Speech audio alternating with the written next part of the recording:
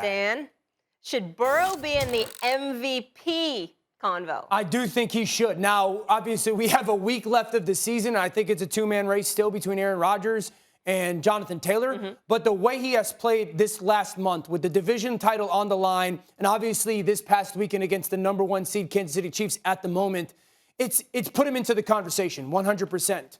I think I said this 2 weeks ago that Joe Burrow was a top 5 quarterback, right? And I felt confident in that. And I think that's been proven to be relatively accurate. I think Joe Burrow and Jamar Chase have become a top 5 wide receiver quarterback duo in the NFL. What I saw yesterday was absolutely rare.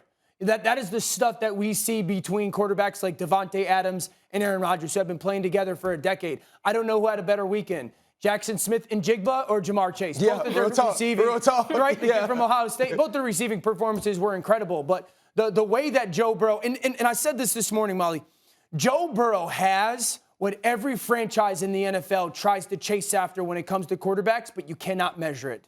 It's the ability to be two people at one time. Joe Burrow is wired. He's trained. The way he thinks is a trained assassin. Like, he is trying to go take your soul every single time he throws the football, but his pulse never elevates. And that is unique. That is, to me, I've seen one guy do that. That was Aaron Rodgers. Yeah. One guy that wanted to embarrass you on the football field, that had that kind of that ego to him, that he wants to embarrass you, but the pulse just stays like this. And I think that's why you've seen him elevate at the moments when they've needed him to elevate the most. I think Cincinnati can beat anybody. I do believe that they're a top 5 duo in the NFL.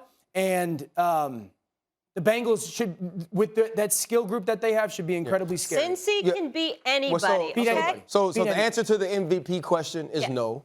Okay. I don't believe he's in the MVP conversation. And it's the last negative thing I'm ever going to say about Joe Burrow. Right? Why, though?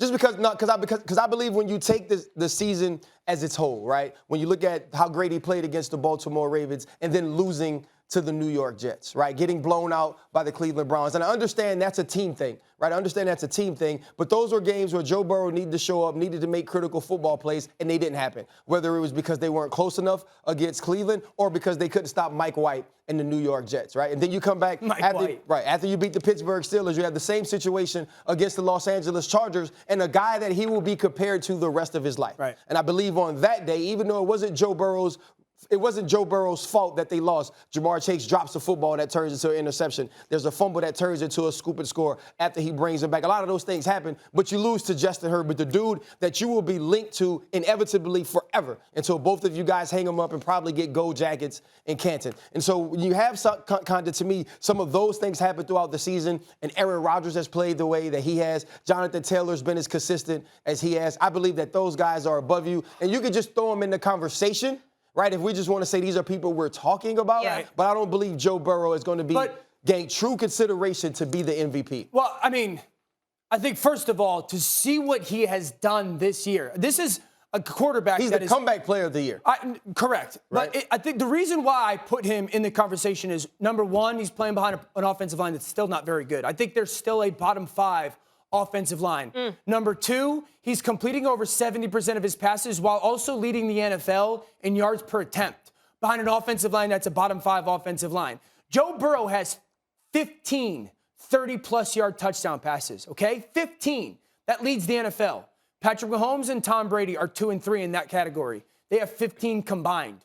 So what we're watching is a guy, like, when quarterbacks struggle, I go on television and say, they're not creating enough explosive plays. Their offensive line's not protecting them enough. Joe Burrow is doing one of the things that I think is one of the hardest things to do at quarterback, is play at an incredibly high level when the people that are supposed to be protecting you aren't doing a good job of that. Listen, I'm not saying that Joe Burrow hasn't had an exceptional year, right? And then also, too, you add the 2 weeks to what the totality of this season is, and it makes it look extremely different. But when we're talking about some of those 30-plus yards touchdowns, there's also slants, right? There was a hitch yesterday by Jamar Chase that went for 70. Details, Ryan, details. So what I hate Why is... you got to rate? Why you got to rate? Don't let the facts get in the way of a good story. Because the box scored the touchdown. What I hate about it all, though, is that I want to talk great about Joe Burrow because he's been amazing this entire year. Right. And the one thing I will raise Dan on that he said about Jamar Chase and Joe Burrow is that they're a top 5 combination. I believe that they're a top 3 combination. Okay. I believe right now, if you look at the NFL, you have to think about Aaron Rodgers and Devontae Adams, and I believe those guys are one. The way that Cooper Kupp and Matt Stafford, the type of synergy they have, the type of understanding of one another they have, I believe that they're 2. And I think that Joe Burrow and Jamar Chase are number 3.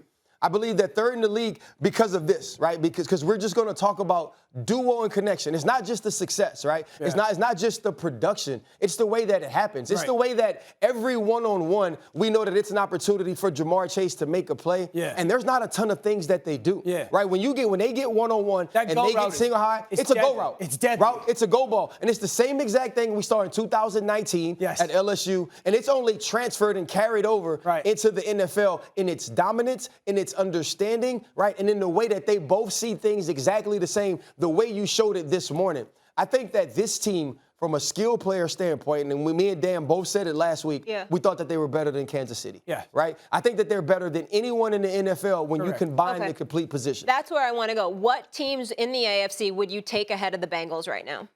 Kansas City. Kansas City still the team to beat in the AFC, 100%. Anyone else?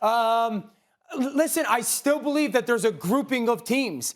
I still think the Colts are there. I still think the Patriots are there. I think the Bills are there. We'll get into the Colts and Patriots for sure later. Get Josh Allen, a couple slip-ups yesterday, but when they get Josh Allen that we've seen over the past month, here's my thing with with Cincinnati. If you don't get after the quarterback, they're going to put a 30 burger on your head. Like, that's going to happen. So you better hope. And Kansas City got pass rush, too. Thanks for watching ESPN on YouTube. For live streaming, sports, and premium content, subscribe to ESPN+.